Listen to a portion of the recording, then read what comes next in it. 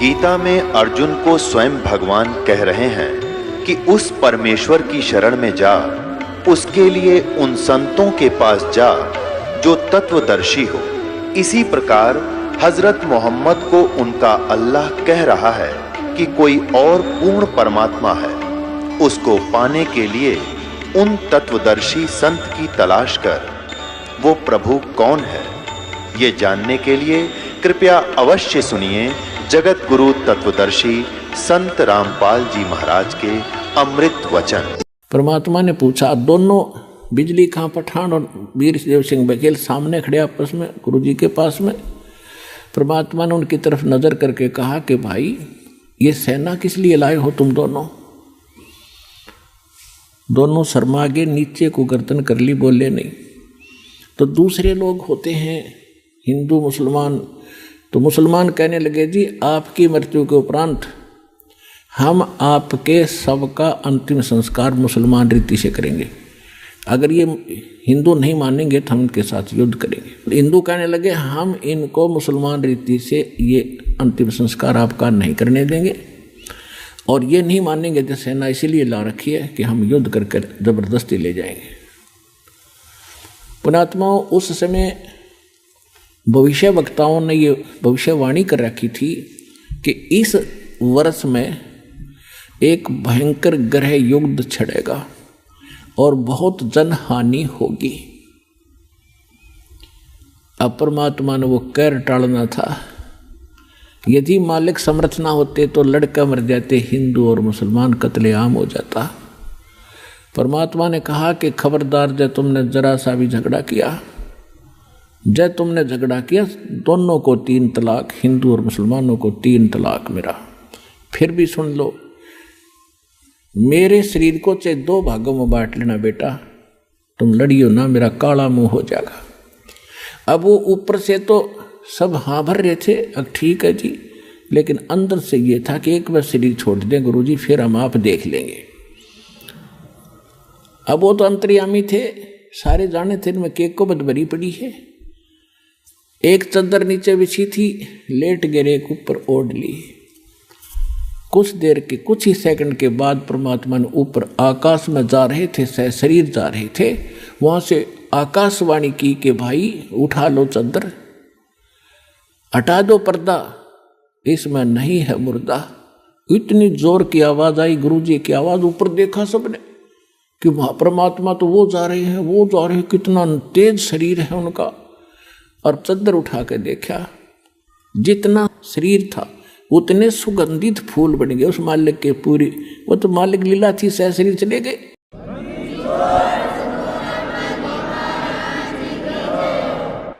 अपने आत्माओं कहा तो वह कत्लेआम होना था, और कहाँ वो हिंदू और मुसलमान एक दूसरे से न्यू लिपट कर रो रहे हैं, जैसे किसी की माँ मर जा और पिता मर जा, इकट्ठे दोनों ऐसे रो रहे थे बिलख बिलख के, और पछता रहे थे अपने उस अज्ञान सोच को, रो रहे थे कि हम पहचान नहीं सके तो खुद अल्लाह आए थे।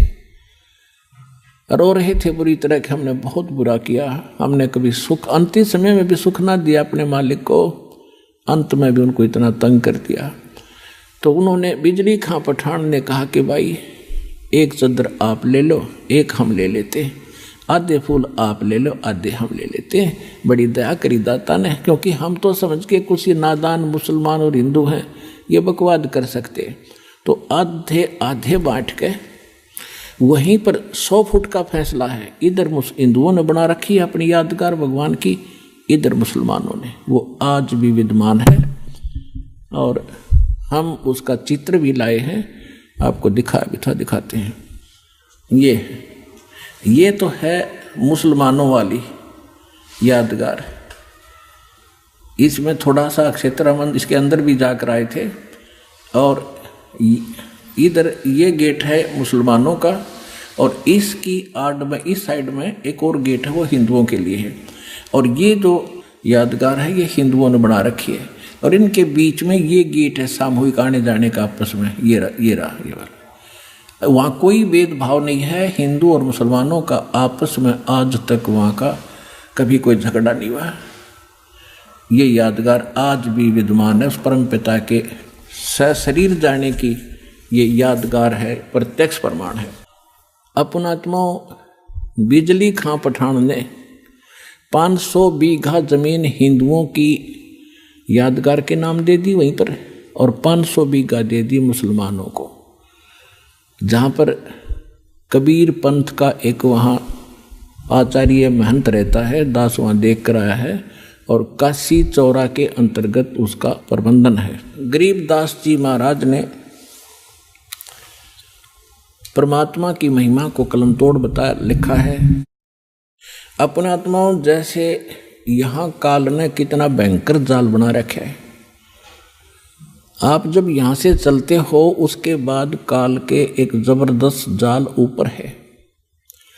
परमात्मा जब यहाँ से चले सशरीर जा रहे थे तो रास्ते के अंदर ये दुर्गा, ये माया एक सुंदर स्त्री का रूप बना के और सामने खड़ी होगी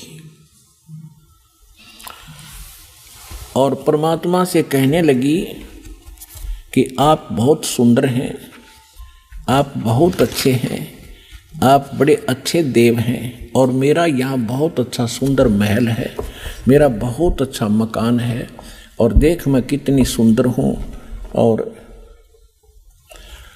आप मेरे साथ यहाँ रहो। और मेरे को जो है यहाँ के सब देवता मुझे पसंद करते हैं, मैं आपको चाहती हूँ। परमात्मा बोले ठगनी तू चली जाए यहाँ से, मैं तेरे को जानता हूँ।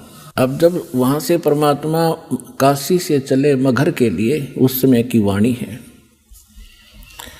कीन्या मगर पिया ना सतगुरु, कीन्या मगर पिया ना सतगुरु, कीन्या मगर पिया ना हो। दोनों दीन चले संग जाके हिंदू मुसलमान हो, दोनों दीन चले संग जाके हिंदू मुसलमान हो। पयाना माने प्रस्थान, काशी से मगहर के लिए प्रस्थान किया, उस समय की वाणी बता रहे हैं। कीन्या मगर पिया ना सतगुरु, कीन्या मगर पिया ना सतगुरु, कीन्या मगर पिया ना हो।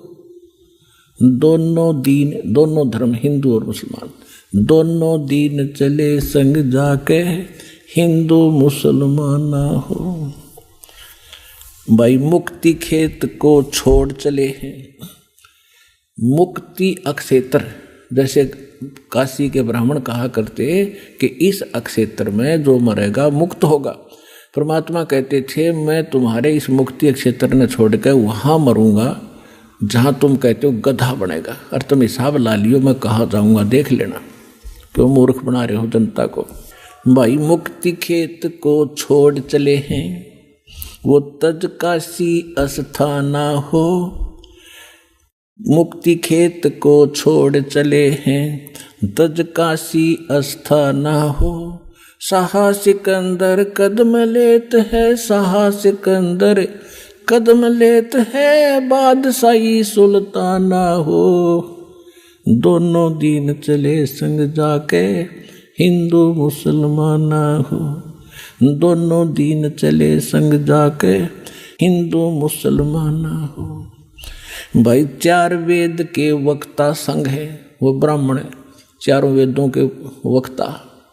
भाई 4 वेद के वक्ता संघ हैं, वो खोजी बड़े बयाना हो। सालग राम सुरत से सेवे, सालग राम सुरत से सेवे, वो बाचे पोथी पाना हो। दोनों दीन चले संग जाके हिंदू मुसलमान हो। भाई सट दर्शन जाके संग चले हैं, वो गावत बानी नाना हो। सट दर्शन जाके संग चले हैं, ये 6 भेख गिरी पूरी कहते सारे चले, देखांगे कैसे मरेगा और कैसे गधा ना बनेगा। भाई सट दर्शन जाके संग चले हैं, वो गावत बाणी नाना हो। अपना अपना इष्ट बनावे, अपना अपना इष्ट बनावे, वो बाचे पोथी बाना हो। दोनों दीन चले संग जाके हिंदू मुसलमाना हो। कीन्या मगर पियाना सतगुरु कीन्या मगर पियाना सतगुरु कीन्या मगन पियाना हो। दोनों दीन चले संग जाके हिंदू मुसलमाना हो। दोनों दीन चले संग जाके हिंदू मुसलमाना हो। भाई मुक्ति खेत को छोड़ चले हैं वो तज काशी अस्थाना हो। मुक्ति खेत को छोड़ चले हैं वो तज काशी अस्थाना हो। साहस के अंदर कदम लेत है साहस के अंदर कदम लेत है बादशाही सुल्ताना हो। दोनों दीन चले संग जाके हिंदू मुसलमाना हो। भाई चार वेद के वक्ता संग हैं वो खोजी बड़े बयाना हो। सालग राम सुरत से सेवे सालग राम सुरत से सेवे ज्ञान समुद्र दाना हो। दोनों दीन चले संग जाके हिंदू मुसलमाना हो। भाई 60 दर्शन जाके संग चले हैं वो गावत बाणी नाना हो। अपना अपना इष्ट संभाले अपना अपना इष्ट मनावे वो बाचे पोथी पाना हो। दोनों दीन चले संग जाके हिंदू मुसलमाना हो। भाई चादर फूल बिछाए सतगुरु चादर फूल बिछाए सतगुरु वो देखे सकल जिहाना हो। चार दाग से रहत जुलाहा चार दाग से रहत जुलाहा अवगत अलख अमाना वो। दोनों दीन चले संग जाके हिंदू मुसलमाना हो। दोनों दीन चले संग जाके हिंदू मुसलमाना हो। भाई वीर सिंह बघेल लाग करे बेनती वीर सिंह बघेल लाग करे बेनती वो बिजली खान पठाना वो। 2 चादर बख्शीश करी है 2 चादर बख्शीश करी है दीना ये परवाना वो। दोनों दीन चले संग जाके हिंदू मुसलमाना हो। भाई नूर नूर निर्गुण पद मेला वहाँ देख बहे हैराना हो। पदलोलीन बहे अविनाशी पदलोलीन बहे अविनाशी वहाँ पाया पिंड न पराना वो। दोनों दीन चले संग जाके हिंदू मुसलमाना हो। भाई शब्द स्वरूप साहेब सरबंगी वो शब्द समाना हो। दास गरीब कबीर अरस में उसके फर्क ध्वजा निशाना वो। दोनों दीन चले संग जाके हिंदू मुसलमाना हो। जब परमात्मा ऊपर जा रहे थे तो दुर्गा एक सुंदर युवा औरत का रूप बना के और वहां खड़ी होगी सामने जाके।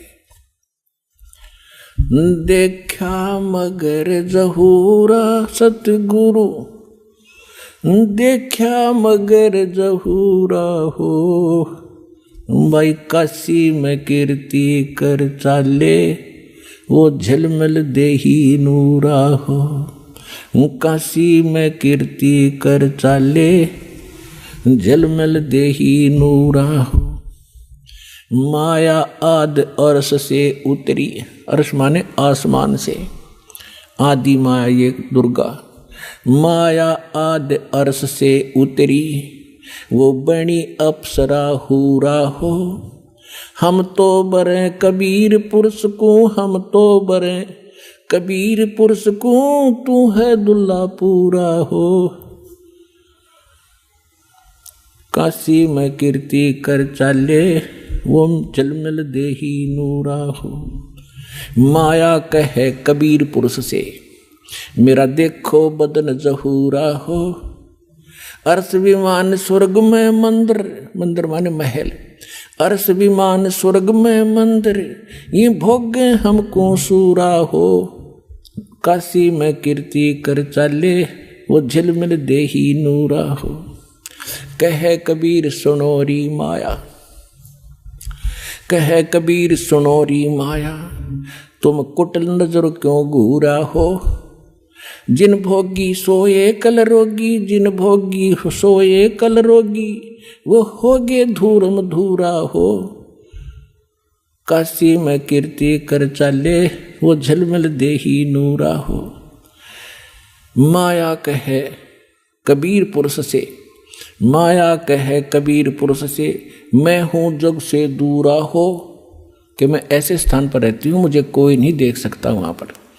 माया कहे कबीर पुरुष से, मैं हूँ जग से दूरा हो। मैं तुम्हारी पटरानी दासी, मैं तुम्हारी पटरानी दासी, मैं राखों पलक हजूरा हो। काशी में कीर्ति कर चाले, वो झलमल देही नूरा हो। कहे कबीर सुनोरी माया, तुम हो लड्डू बूरा हो। कहे कबीर सुनोरी माया, तुम हो लड्डू बूरा हो।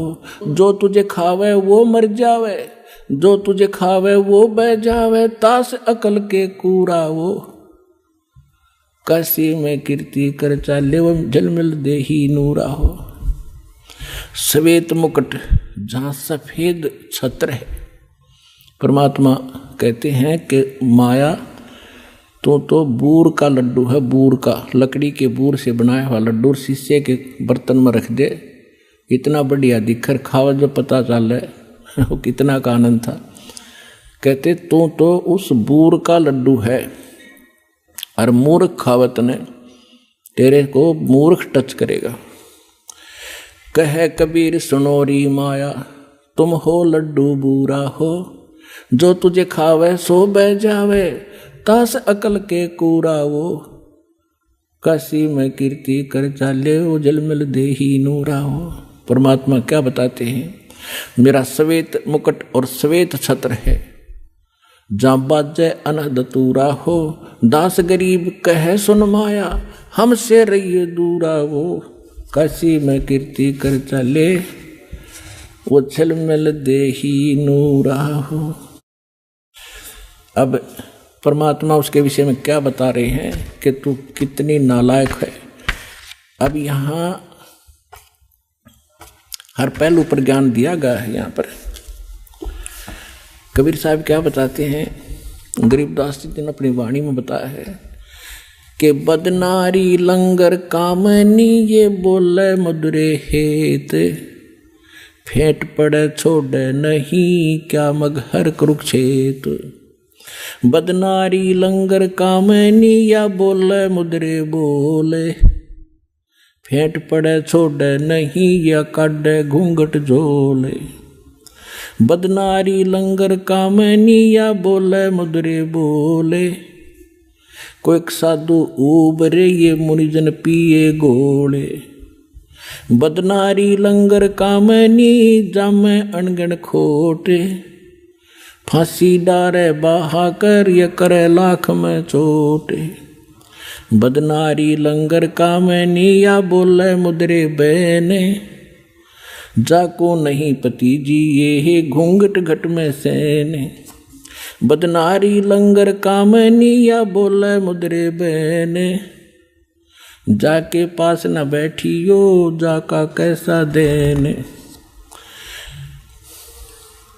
सतगुर हेला देते हैं सुनियो संत सुजाने, बदनारी पास न बैठियो बदनारी आई खान।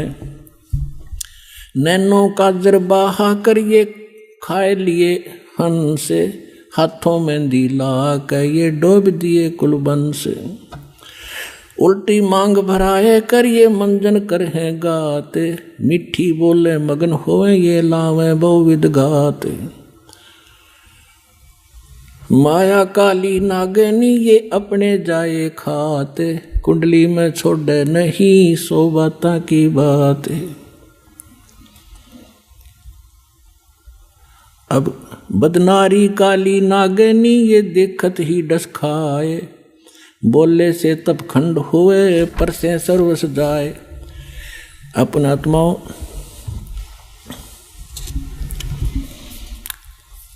बदनारी काली नागनी ये मारत है भर डंके, सुर नर मुनिजन डस लिए खाए राव और रंग। बदनारी काली नागनी ये मारत है भर डंक। शब्द गारडू जो मिले जाको नाही संके।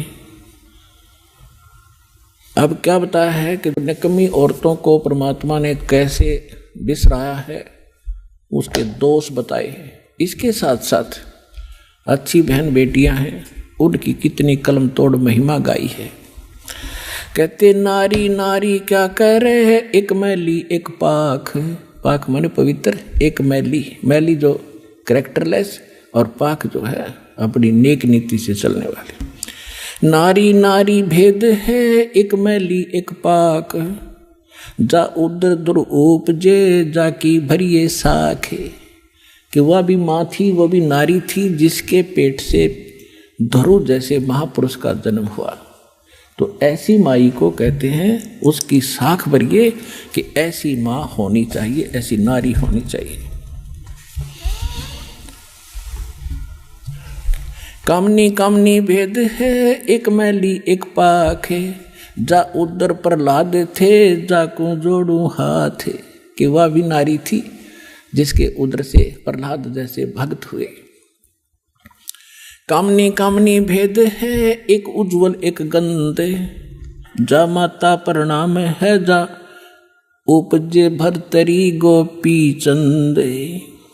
कामनी कामनी भेद है, एक हीरा एक लाल। दत्त गोसाई अवतरे अनसुईया के नाले। कि वो भी नारी थी अनसुईया जैसी महान आत्मा, और दत्तात्रेय जैसे महापुरुष का जन्म हुआ, वो नेक नारी थी। कामनी कामनी भेद है, एक हीरा एक लाल। दत्त गोसाई अवतरे अनसुईया के नाले। कामनी कामनी भेद है, एक रोजम एक हंस। जनक विधेयी अवतरे धन माता कुल वंश। कि ऐसी माता धन है जिसे राजा जनक जैसे धार्मिक व्यक्ति का जन्म हुआ। नारी नारी क्या करे, नारी कंचन कूपे। नारी सेती उपजे नामदेव से भूपे। नामदेव जैसे महापुरुष जिस माँ से जन्म हुआ, तो उस नारी में और निकम्मी नारी में कितना अंतर है। नारी नारी क्या करे, नारी बहुगुण भेव। जा माता कुर्बान है, जा उपजे सुखदेव। नारी नारी क्या करे, नारी कंचन कूपे। नारी सेती उपजे ये नामदेव से भूपे। नारी नारी क्या करे, नारी भक्त विलास। नारी सेती उपजे धना भगत रविदास। कि जिन वह भी नारी थी, वह भी माताएं थी, बहनें थी, जिनसे धन्ना भगत जैसे और रविदास जैसे महापुरुष का जन्म हुआ। नारी नारी क्या करे, नारी कुनिरताए। नारी सेती उपजे रामानंद पंथ चलाए। नारी नारी क्या करे, नारी नर की खाने। नारी सेती उपजे है नानक पद निर्वाण। के नानक जी जैसे महापुरुष भी नारी से ही जन्म हुआ है, यानी उसमें भेद बता रहे हैं अच्छी और बुरी में। नारी नारी क्या करे, ये नारी सरगुण बेल। नारी सेती उपजे दादू भगत हमेल। नारी नारी क्या करे, नारी का प्रकाश। नारी सेती उपजे ये नारद मुनि से दास। गरीब नारी नारी क्या करे, नारी निर्गुण नेश। नारी सेती उपजे ये ब्रह्मा विष्णु महेश। गरीब नारी नारी क्या करे, ये नारी मूला माए। ब्रह्म जोगनी आद है, चरण कमल लोलाए। अब यहाँ ये बताया है कि जो अच्छी हैं उनकी आदर करने के लिए कहा है, वो आदरणीय है। तो पुण्यात्माओं, परमात्मा की लीला से आपको पता चलेगा कि हम कहाँ खड़े थे, किन भगवाना के गुण गाया करते थे हम। तो इस प्रकार हमने परमात्मा की महिमा को समझना है पुण्यात्माओं। जब तक हम भगवान को अच्छी तरह नहीं समझेंगे, तो अभी तक हम अपना जीवन नाश कर ही रहे थे, और कोई भी आकर हमें डगमग कर देगा। इसलिए हर पहलू पर प्रत्येक सत्संग में कोई न कोई आपको कथा सुनाई जाती है, जिससे आपको बहुत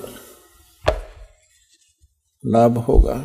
तो पुण्यात्माओं, अभी तक जो ये धारणाएं गलत थी हमारी भगवान के विषय में, अब इन सत्संगों से आपकी क्लियर हो जाएगी। ये यथार्थ ज्ञान है, क्योंकि अभी तक हम लोक वेद सुना करते थे कि कबीर साहब एक दुल्हा थे, दानक थे, कहीं पड़े मिले थे, विधवा ब्राह्मणी का हुए थे। हमने कुछ भी सिर पैर परमात्मा का नहीं पता था। तो आंखों देखा उन संतों ने बताया है, और साथ में हमारे सदग्रंथों ने प्रमाण किया है कि परमात्मा पूर्ण ब्रह्म, सारी सृष्टि के रचनहार कबीर परमात्मा है। अनंत कोट ब्रह्मांड का एक रति नहीं भारे, सतगुरु पुरुष कबीर हैं ये कुल के सिरजनहारे। हम सुल्तानी नानक तारे दादू को उपदेश दिया, जात दुलाहा भेद न पाया वो काशी माहे कबीर हुआ। तो धन्य भाग आपके पुण्यात्माओं, आपको यह अमर कथा, अमर पुरुष की सत्यनारायण की कथा सुनने को मिली। धन्य है आपके माता पिता जिनसे जन्म हुआ।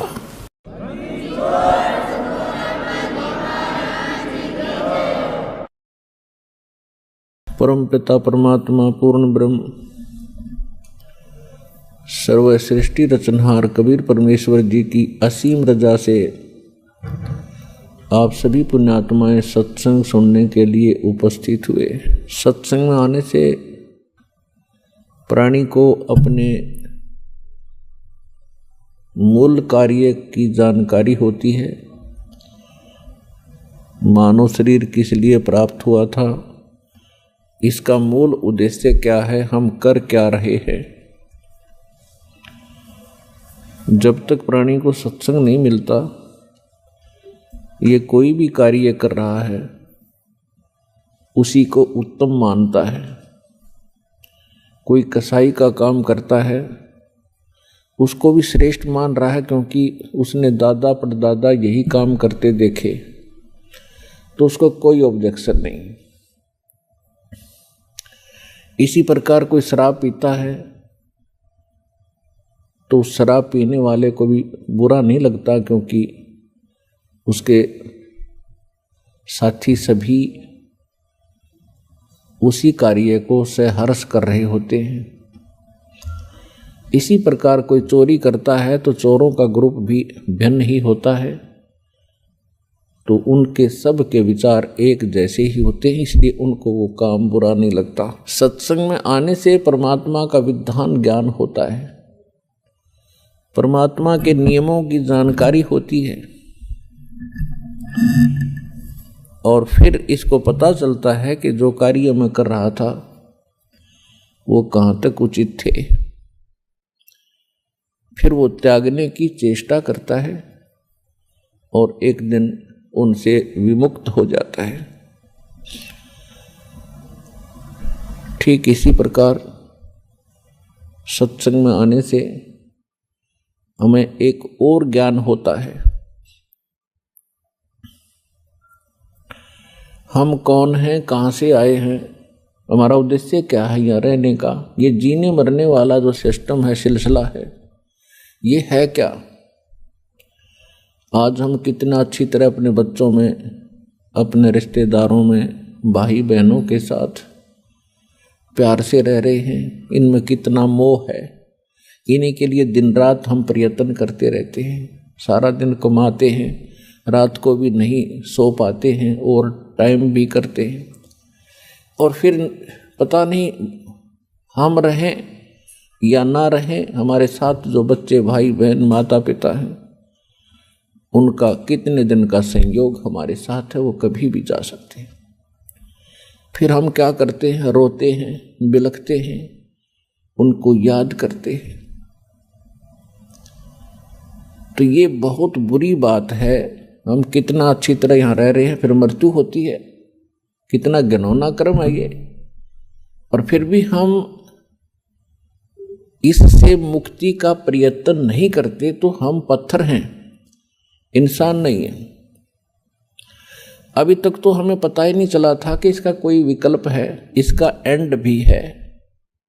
अब परमात्मा ने अपना विधान स्वयं आकर बता दिया जिसको सूक्ष्म वेद कहते हैं, जिसको तत्व ज्ञान कहते हैं, वो परमात्मा ही बता सकता है। उस परमेश्वर ने स्वयं आकर बता दिया है कि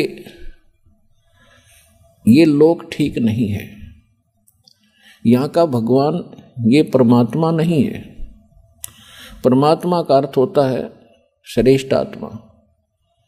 यहाँ का जो मालिक है ये परमात्मा नहीं है। परमात्मा उसे कहते हैं जो कभी किसी को दुख ना दे, केवल सुख ही दे। और भगवान कहते हैं जो भोग्य पदार्थ प्रदान करे। तो परमात्मा तो एक ही है, बाकी कसाई भी भगवान होता अपने बकरों के लिए, उनको खूब सुविधा देता है, चारा चराता है, पानी की व्यवस्था करता है, झोंपड़ी सेट डालकर गर्मी सर्दी से बचाता है। वो उनका भगवान है, लेकिन वो परमात्मा नहीं है, वो श्रेष्ठ आत्मा नहीं है। श्रीमद् भगवत गीता अध्याय नंबर 15 के श्लोक 16 और 17 में 3 पुरुष 3 प्रभु बताए।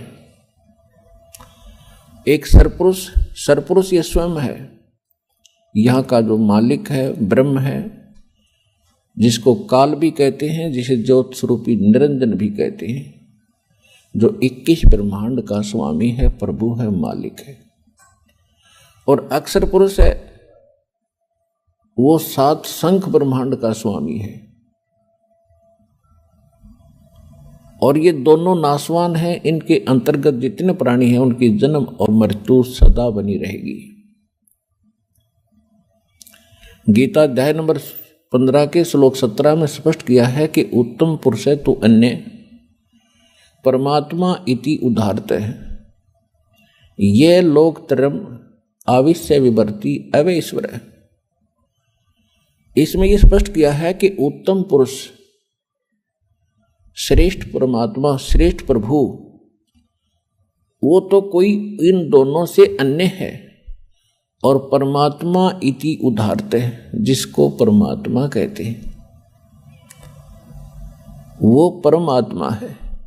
वो दुख नहीं देता, वो सुख ही सुख देता है, वो सुख का सागर है। सुख सागर का अर्थ है कि जहां सुख का एंड ना हो, समाप्त ना हो। और वही तीनों लोकों में प्रवेश करके सबका धारण पोषण करता है। तो यहाँ सतलोक आश्रम बरवाला जिला हिसार के अंदर उस परमात्मा की जानकारी दी जाती है और उसको प्राप्त करने की विधि बताई जाती है। वो परमात्मा, उस परमात्मा की शरण में आने से कबीर भगवान है, वो कबीर परमात्मा है, वो वास्तव में भगवान है, वास्तव में परमात्मा है। और उसकी शरण में आने के उपरांत आपको यहाँ भी सुख देगा, क्योंकि वो सुख सागर है, वो परमात्मा है, दुख नहीं देता। यदि हम कोई कष्ट उठाते हैं तो अपनी कमजोरी के कारण मर्यादा भंग करके हम अपना कोई हानि कर लेते हैं। नहीं, परमात्मा की शरण में आने के बाद आपको रोज नए सुख होंगे, आपके सब कष्ट निवारण होंगे और अंत में आपको वो स्थान प्राप्त होगा जहाँ फिर कभी जन्म मृत्यु नहीं होती। उसको सतलोक कहते हैं, सचखंड कहते हैं।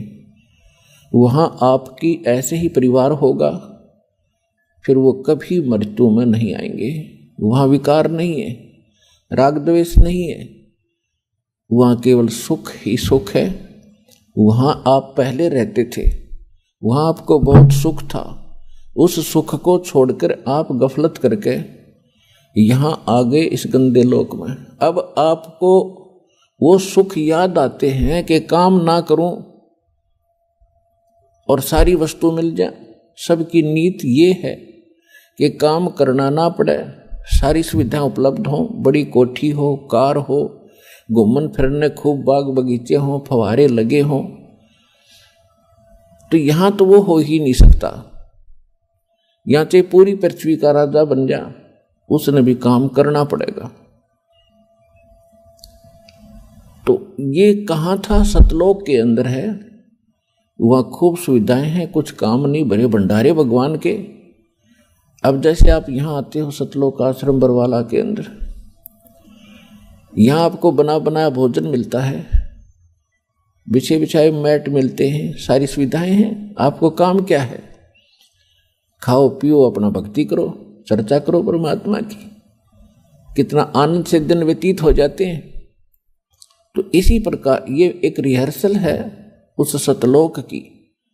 लेकिन वो जो सुख है वो तो यहाँ ना दिया जा सकता है और ना बताया जा सकता है।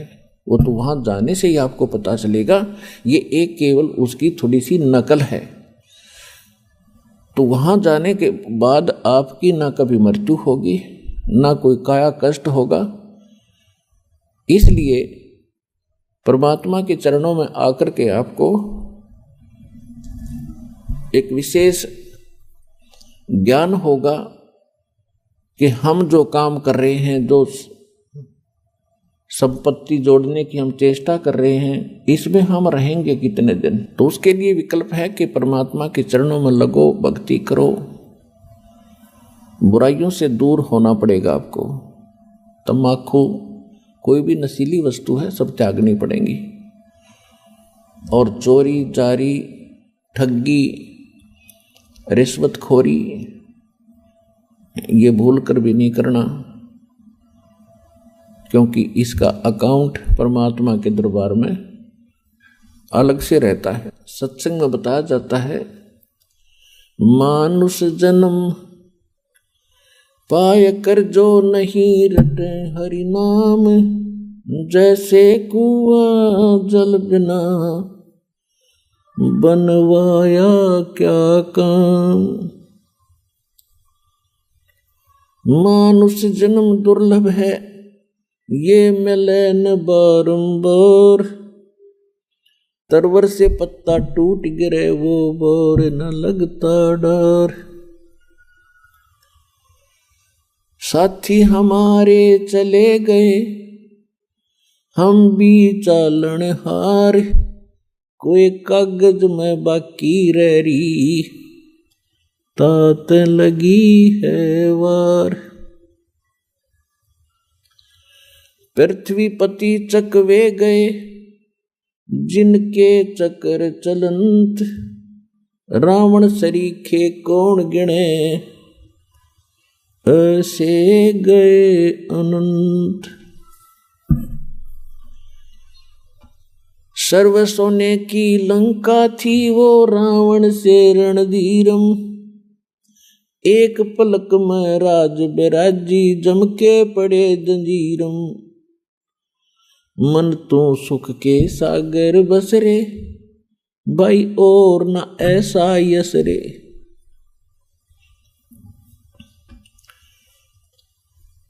तो याद दिला जाता है कि बोले मानव, ये मनुष्य जीवन ऐसे नहीं प्राप्त होता जैसा आपने सस्ता सा समझ रखा है। ना जाने कितने अन्य प्राणियों के जन्मों को भोग के, महाकष्ट उठा के एक सु अवसर प्राप्त होता मानव का। और मानव शरीर के अंदर हम क्या करते हैं, बस संतान हो जा भगवान, अच्छी कोठी बंगले हो जा, फिर इनका विवाह हो जावे और फिर इनके संतान हो जाए, फिर हम बेशक मर जावे, बस इतना ही काम था। इसका एक विशेष कार्य है। ये कर्म जो आप कर रहे थे बगैर भक्ति के, ये तो पशु पक्षी भी आपसे अच्छी जिम्मेदारी से करते। लेकिन केवल यही काम मनुष्य का नहीं, इसके पैरेलल एक काम और है जो सत्संग में आने से ज्ञान होता है। अपने आत्माओं जैसे ये नकली संत भी सत्संग करते हैं, मिलता जुलता ज्ञान भी लगभग बता देते हैं कि भक्ति करो नहीं तो दुख हो जाएगा, लेकिन उनके पास समाधान नहीं है। तो वो सत्संग सुनना या ना सुनना बराबर है। अब जैसे किसी ने बता दिया कि आपको ये बीमारी है, आपको भी पता लग गया, बताने वाले ने बता दिया, तो समाधान उसके पास है नहीं, तो क्या यूज हुआ ये बताने का कि आपको ये रोग है। तो जो डॉक्टर होगा वो बीमारी भी बताओगा, उपचार भी करेगा। तो आज तक या तो स्वयं परमात्मा आए थे जो कंप्लीट कोर्स लिए थे, और उन्होंने कुछ महापुरुषों को ये ज्ञान भी दिया था, नाम भी दिया था, समाधान भी दिया था, लेकिन उन महापुरुषों को मना कर दिया था कि अभी इस वास्तविक भक्ति विधि को और इस तत्व ज्ञान को, मूल ज्ञान को अभी सार्वजनिक नहीं करना। क्यों नहीं करना? तो धर्मदास नाम के एक बड़े महापुरुष हुए थे, परमात्मा उनको आकर मिले थे, जैसा भगवान की लीला में लिखा है। तो धर्मदास जी ने पूछा था, प्रभु आपने मुझे सारी कहानी सुना दी और परमात्मा वो स्थान दिखा दिया जहां से हम गिरे थे इसे गंदे लोक में, और अब आपने मुझे सब मंत्र दे दिए, और परमात्मा अब आप मेरे बच्चों को या अन्य किसी व्यक्ति को ये नाम देने के लिए मना कर रहे हो, इसका कारण क्या है? आपका दास जानना चाहता है। तब परमात्मा ने कहा था, धर्मदास ये गंदा लोक है, यहाँ का भगवान बहुत निकम्मा है, ये परमात्मा नहीं है, ये छल कपट करके जीव को यहाँ फंसाए बैठे है, और ये जितने भी प्राणी इसके लोक में हैं ये सब अपनी गलती से बालकपन में यहाँ फंसे हैं। अब इनको इसने इतना मिसगाइड कर दिया है, इतना भ्रमित कर दिया है कि इनको समझाना मेरे लिए बड़ा दुर्भर हो गया है। और अब इसने ऐसा मोर्चा डांट दिया कि असली भगवान का तो नामो निशान मिटा दिया, और बाकी सारी चाहे को कैसी पूजा करता है बड़ी खुशी से करता रहो, कोई प्रॉब्लम नहीं। कहीं तीर्थ पर जाओ, कोई व्रत रखो, कोई मंदिर पूजो, मस्जिद पूजो, गुरुद्वारा पूजो, चर्च में जाओ, या कहीं 4 ईंट लगा के वह मत्था टेकते रहो, या कोई घोर तप कर लो। वो साधना इसने समाप्त कर दी जिससे मोक्ष होगा। और इस काल भगवान ने अपने दूत भेज रखे हैं ये संत बना के। ये मेरे बच्चे हैं सभी, ये संत भी मेरे बच्चे हैं, मेरी आत्मा है, और श्रोता भी मेरी आत्मा है। लेकिन अब ये इतने भ्रमित हो गए, काल के हाथों पड़ गए। अब यो इनको नाच नचा रहा है, इनकी पूंजी का नाश करवा रहा है। जो संत या कोई नेता, राजनेता, कोई मंत्री, प्रधानमंत्री, राष्ट्रपति बनते हैं, ये पिछले जन्म के बहुत घने पुण्यकर्मी प्राणी होते हैं। जैसे इन्वर्टर की बैटरी चार्ज कर रखी हो और वो पूरी चार्ज है, तो वो चार्ज है, तो वो आगे चार्जर नहीं भी लगा है, हटा दिया गया है, तो भी वो अपना काम प्रॉपर कर रही है। पंखे भी चल रहे हैं, ट्यूब भी जग रही है, और भी जो उसके सत्र का काम वो पूरा कर रहा है। लेकिन यदि आगे उसको चार्ज नहीं किया जाता है, चार्जर गलत लगा रखा है, सही स्थान में चार्जर नहीं लगा है, जिसमें लाइट है, वैसे को चार्जर लगा भी दिखता हो, तो बैटरी चार्ज नहीं हो रही, और जिस समय वो बैटरी समाप्त होगी, डिस्चार्ज हो जाएगी, फिर सब सुविधाएं एकदम समाप्त हो जाएगी। तो ये जितने संत बने हुए हैं, या कोई राजनेता बना है, कोई उच्च अधिकारी बने हैं, या पैसे वाले सेठ बने हैं, ये पिछले जन्म जन्मांतर के बहुत घने पुण्यकर्मी प्राणी हैं, और अब इनके पुण्यों का नाश करवा रहा है ये काल।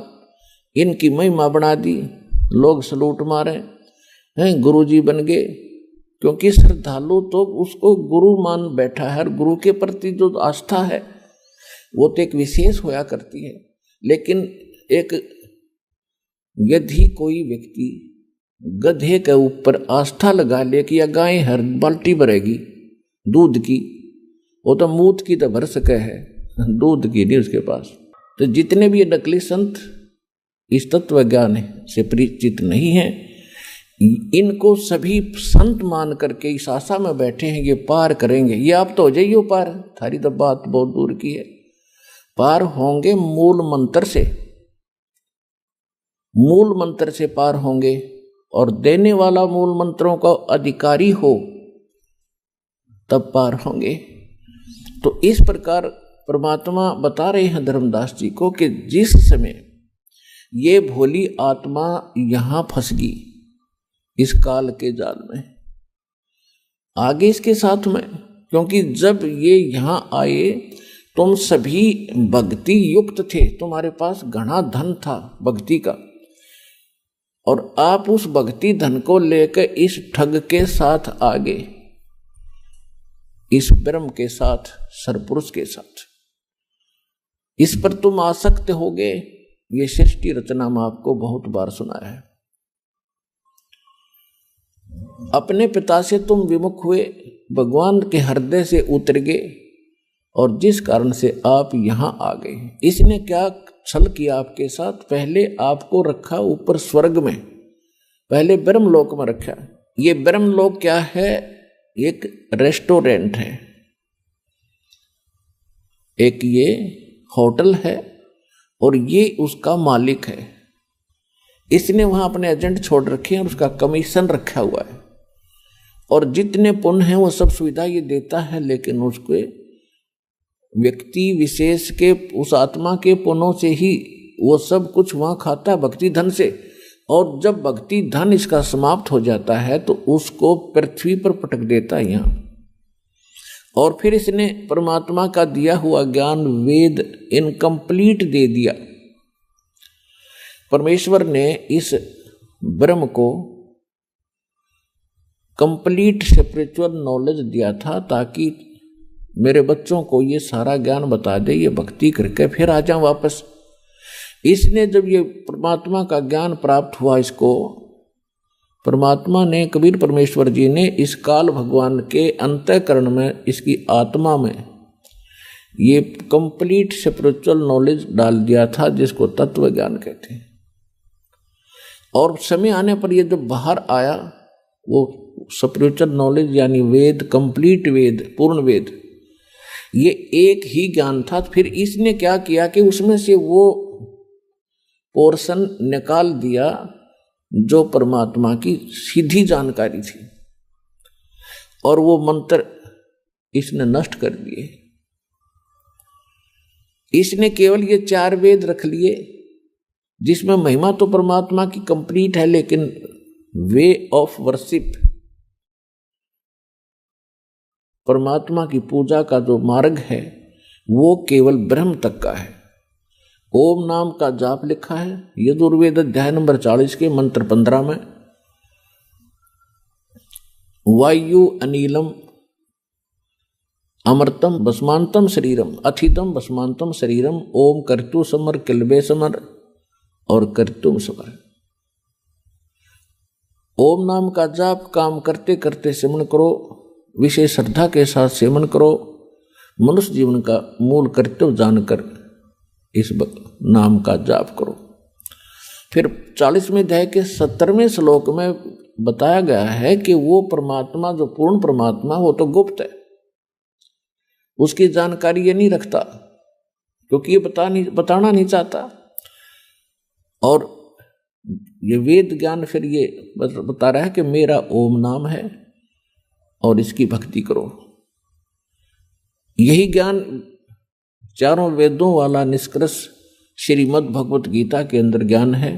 8वें अध्याय के 13वें श्लोक में इसमें भी स्पष्ट किया है कि ओम इति एकाक्षरम ब्रह्म व्यवहारण माम अनुसमरण ये प्रयाति तजन देहम सयाति परमाम गतिम। आइए अब हम उन श्रद्धालुओं के अनुभव जानते हैं जो जगत गुरु तत्वदर्शी संत रामपाल जी महाराज जी से दीक्षा प्राप्त कर चुके हैं तथा उनके द्वारा बताए गए भक्ति मार्ग पर चल रहे हैं। सर नमस्कार। नमस्कार सर। क्या नाम है आपका? रामनंदन पटेल। सर कहाँ से आए आप? मैं मूलतः रहने वाला बनारस का हूँ, लेकिन जबलपुर में मध्य प्रदेश में सर्विस करता हूँ शिक्षा विभाग में, और जबलपुर में रह रहा हूँ। आप जबलपुर शिक्षा विभाग में एक शिक्षक हैं। सर आप कितने साल से जबलपुर में रह रहे हैं? मैं 40 साल से जबलपुर में हूँ।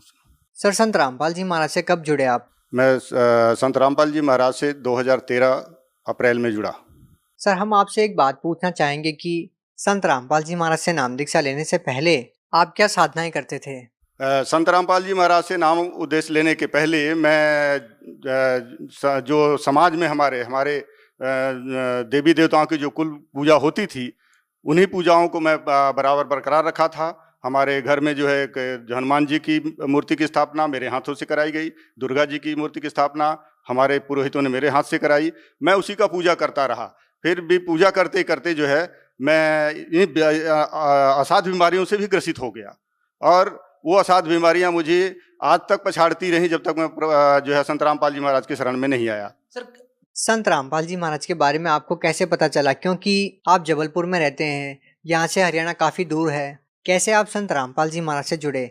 सर, मैं संत रामपाल जी महाराज से जुड़ने का श्रेय जो है मेरे बालक पर जाता है। मेरा बेटा जो है मेरे से 1 साल पहले संत रामपाल जी महाराज से गुरु दीक्षा लेकर के वो भक्ति कर रहा था, लेकिन घर में वो चोरी चोरी भक्ति करता था, हम लोगों को नहीं बताता था, और मैं अपनी भक्ति में सांसारिक पूजा में लगा रहता था।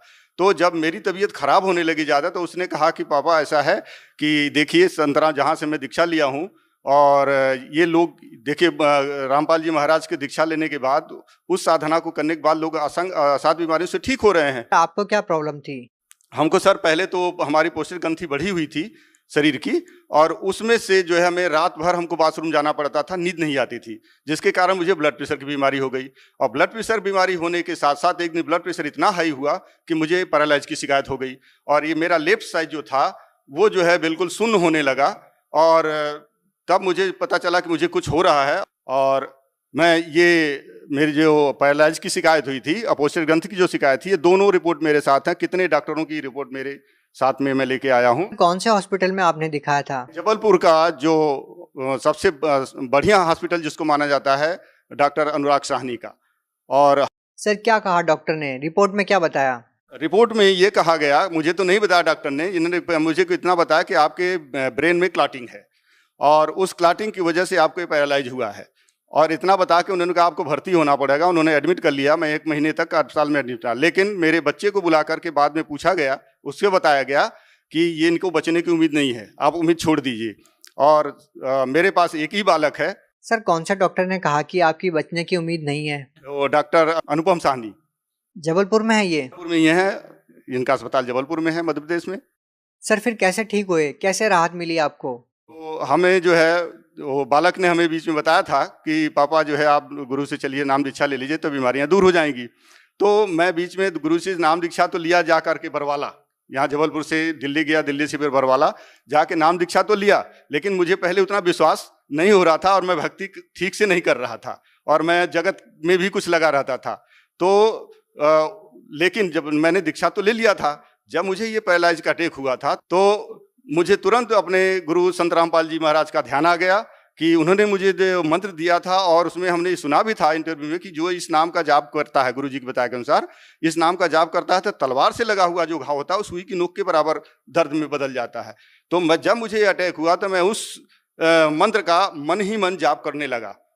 तो हमारा जहाँ तक हमारा अंग शरीर का शून्य हो गया था, जहाँ सेंसेशन नहीं था, वो सेंसेशन वहीं तक जो है रुका रहा, और धीरे धीरे धीरे धीरे वो शून्यपन खत्म होने लगा शरीर का, और मैं बहुत जल्दी रिकवर हो गया, और अस्पताल से मुझे छुट्टी मिल गई। और आज मैं आपके सामने बिल्कुल स्वस्थ निरोग, मेरी जो है पौष्टिक ग्रंथि का भी ऑपरेशन नहीं कराना पड़ा, वो भी ठीक ठाक है, ब्लड प्रेशर नहीं है, मैं कोई दवाई नहीं लेता हूँ, और पैरालाइज की भी कोई दवाई नहीं लेता हूँ, और आपके सामने आज स्वस्थ बिल्कुल खड़ा हूँ।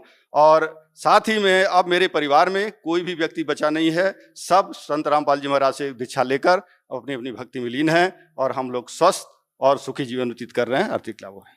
सर, लोग आजकल भक्ति भी करते हैं, गुरु भी बना रखे हैं, लेकिन भक्ति करने का मतलब लोगों को ये नहीं पता कि वही पैरालिसिस जैसी बीमारियां, कैंसर जैसी भयानक बीमारियां ठीक हो सकती है। लेकिन जैसा कि आप बता रहे हैं, रिपोर्ट्स में आप साफ दिखा रहे हैं, डॉक्टर का नाम आप बता रहे हैं, आपको संत रामपाल जी महाराज से नाम दीक्षा लेने के बाद कोई ऑपरेशन नहीं करवाना पड़ा, आपकी पैरालिसिस की बीमारी ठीक हो गई।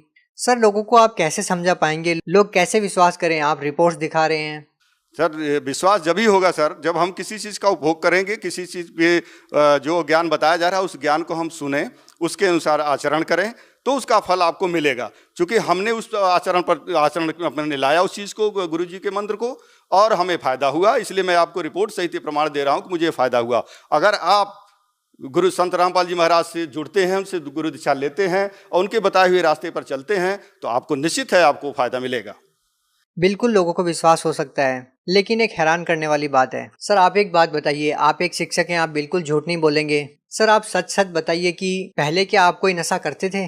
सर मैं पहले जो है नशा भी करता था, मांस का भक्षण भी करता था और जगत के सारे व्यवहार जो होते हैं वो सब अपने मित्रों दोस्तों के साथ जा करके करता था। अब आप ये कहेंगे कि आपने संत रामपाल जी महाराज से नाम दीक्षा लेने के बाद नशा छोड़ दिया? यस, जिस दिन से मैंने संत रामपाल जी महाराज जी से गुरु दीक्षा ली है, कुछ दिनों तक तो मैं अनजाने में, मुझे विश्वास नहीं था तो मैं गलत काम करता रहा, लेकिन जो है उसका फल हमको जो उसका दुष्परिणाम मुझे भोगना पड़ा। इसके बाद मुझे जो है ये ज्ञान हुआ कि नहीं, संत रामपाल जी महाराज के साथ रखकर वो सब देखते हैं, उनको मालूम है कि हम क्या कर रहे हैं, कौन सा गलत काम कर रहे हैं। तो मुझे खुद संज्ञान में आया चीज़ और मैंने सारी चीज़ जो है सबको तिलांजलि देकर मैं आज गुरु जी के बताए हुए रास्ते। सर आप एक पढ़े लिखे इंसान हैं, आप एक बात बताइए कि साइंस का ज़माना है, बड़े बड़े मेडिकल इंस्टीट्यूट बने हैं, साइंस बहुत आगे तक जा चुकी है। एक ऐसे ज़माने में लोग एक संत के आशीर्वाद देने से नशा कैसे छोड़ सकते हैं? कैसे आप लोगों को प्रेरणा मिलती है जबकि सरकार बड़े बड़े नशा मुक्ति केंद्र खोलती है, करोड़ों की योजनाएं लेकर आती है, फिर भी लोग नशा नहीं छोड़ पाते, लेकिन एक संत के आशीर्वाद से कैसे छोड़ सकते हैं? सर संत रामपाल जी महाराज के अनुसार जो ज्ञान मिलता है, उस ज्ञान में जब आदमी रम जाता है, लीन हो जाता है, तो उसको और बाहर दूसरी दुनिया की जो बुराइयां जो है वो अपने आप छोड़ के भाग जाती हैं। सर वो छोड़ता नहीं है, बुराइयां अपने आप भागने लगती हैं उससे। सर एक और ख़ास बात हमारे को देखने को मिलती है कि संत रामपाल जी महाराज जी अपने सत्संग प्रवचनों में ये कहते हैं कि जो भी उनसे नाम दीक्षा लेगा और मर्यादा में रहकर भक्ति करेगा उसको गारंटेड लाभ मिलेगा। क्या आप मानते हैं कि ये बात बिल्कुल सच है? आपके साथ क्या क्या लाभ हुए सर? तो मैं ये बात 101% सही मानता हूँ। गुरु जी की जो आदेश हैं, उपदेश हैं, जो सुनते हैं हम लोग, और उसे हमको लाभ मिला हुआ, 100% लाभ मिला हुआ। इसलिए मैं विश्वास करता हूँ और लोगों को यही बोलूँगा वो भी विश्वास करके देखें। पहले जब विश्वास करेंगे तभी फल मिलेगा, बिना विश्वास के फल नहीं मिलता। सर आपको और क्या लाभ मिले? हाँ, उसके साथ साथ सर मेरे ऊपर 2 झूठे केस लगा करके लोग मुझे फंसा रहे थे। गुरु जी की कृपा से, रामपाल जी की कृपा से वो सारे जो है केस मेरे ख़त्म हो गए और मैं आज बाइज्जत बरी हूँ। और मैं सर्विस करते हुए आर्थिक रूप से परेशान था कर्ज के बोझ से, लेकिन वो सब मालिक जो है उसको स्वीकार कर रहे हैं। और हमारी धर्मपत्नी जिनको कि वो भी बहुत अस्वस्थ रहती थी और हर साल उनको 3 यूनिट ब्लड हमको चढ़वाना पड़ता था प्रति वर्ष। उनके शरीर में ब्लड बनता ही नहीं था और उनके हाथ पाँव सूज जाते थे। डॉक्टर बोलते थे इनका जो है समय आ गया अंत। लेकिन जिस दिन से गुरु जी के शरण में गए हैं हम लोग, हमारी पत्नी को आज तक, ये 2013 से लेकर आज तक ब्लड नहीं चढ़वाना पड़ा। सर आप जबलपुर में एक शिक्षक के पद पर तैनात हैं। सर आप खुद एक शिक्षक हैं, लेकिन दूसरी ओर लोगों का यह कहना कि संत रामपाल जी महाराज के जो अनुयायी है वो शिक्षित नहीं है, वो एक अंधभक्ति के तहत उनसे जुड़े हुए हैं। आप उनके लिए अपने आप में एक जवाब हैं कि आप एक शिक्षक होते हुए भी आप संत रामपाल जी महाराज से जुड़े हुए हैं। सर इसका सीधा सा मतलब ये है कि आपने संत रामपाल जी महाराज को बहुत ही जांच परख करके अपना गुरु बनाया है। आप उन लोगों को क्या कहना चाहेंगे? सर आपका कहना बिल्कुल सही है कि मैं एक शिक्षक हूँ, अपने बालकों को सही शिक्षा देता हूँ जो सिलेबस के अनुसार सही है। तो इसी प्रकार से संत रामपाल जी जो हमारे सिलेबस हैं, हमारे जो है हमारे जो 4 वेद हैं, 18 पुराण हैं, बाइबल है, गीता, उनके सारी ये हमारा ज़िंदगी का सिलेबस है। इसमें जो बातें लिखी हुई हैं सच्चाई वही हमारे गुरु रामपाल जी महाराज हमको देते हैं। तो वो जो है सत्य शिक्षा है, सत्य ज्ञान है। इस कारण से मैं उसको ग्रहण किया और जो है मैं ये अंधविश्वास के रूप में नहीं ग्रहण किया, मैं आत्मिक रूप से उसको सपरिवार उसका ग्रहण कर उस आचरण पर चल रहा हूँ, आचरण में व्यवहार में ला रहा हूँ। बहुत बहुत धन्यवाद।